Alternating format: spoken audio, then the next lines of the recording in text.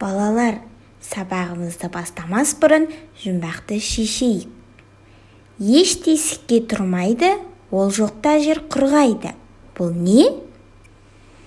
Дұрыс айтасыңдар балалар, бұл су. Балалар, судың бізге қандай пайдасы бар? Суды қай жерде қолданамыз? Иә, дұрыс айтасыңдар. Біз суды ішеміз, тамақ дайындаймыз, сумен жуынамыз, және де өсімдіктер мен жануарларға да судың қажеті мол. Демек, біздің бүгінгі сабағымыз су туралы. Біздің тақырыбымыз судың қасиеті. Мақсатымыз сен тыйым сөздерді білесің және қолданасың. Ең алдымен бізге берілген өлеңге назар аударайық. Су иесі Сүлеймен, судан балық тілеймін. Судан балық бермесең, үйге барып не жеймін? Жас өркен газетінен. Балалар, бұл өлең не туралы? Иә, балалар, өлең су туралы, Сүлеймен туралы. Сүлеймен патша туралы берілген мәтінге назар аударайық. Көк құтанның ақылы. Күндердің бір күнінде бір сиқыршы Сүлеймен патшаға мәңгі өмір сыйлайтын суды сыйға тартқан екен. Киелі суды ішу-ішпеуі жөнінде ақылдаспақ болып, күллі аң мен құстарды жинайды. Ұзамай хайуанат біткен тегіс бас қосады. Тек ұзын сирақ көк құтан ғана келмейді. Сонда Сүлеймен патша тұрып итке тіл қатады. Сенің басқалардан бай баламың көптеу еді. Сен барып көк құтанды азғырып әкелші маған, дейді. Ит шынымен ақ көк құтанды ертіп әкеледі. Уа, көк құтан, көне көз кемелім, мына бір киелі суды ішейін бе, ішпейін бе, соны айтшы, дейді Сүлеймен.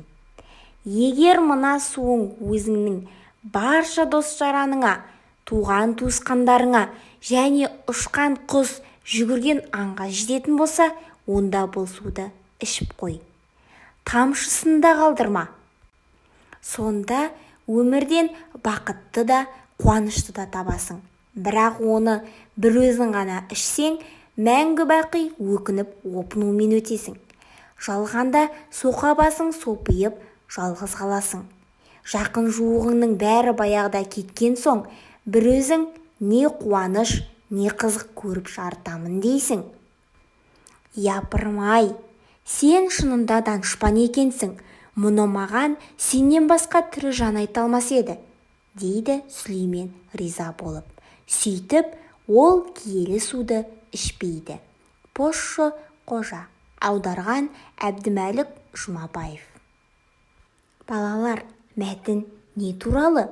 Мәтінде Сүлеймен патша неліктен су ішуден бас тартты? Дұрыс айтасыңдар балалар, мәтін су туралы. Және ол көк құтанның ақылын тыңдады. Балалар, тапсырмамызды жалғастырайық.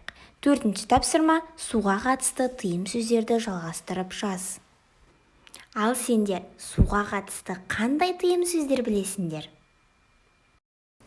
Суға қатысты тыйым сөздер: суға түкірме, суды ысырап қылма, түнде суға барма, беті ашық қалған суды ішпе.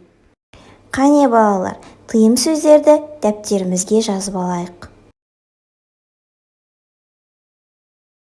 Балалар, бүгін қандай сабақпен таныстық? Дұрыс айтасыңдар, судың қасиеті және су туралы нақыл сөздерді білдік.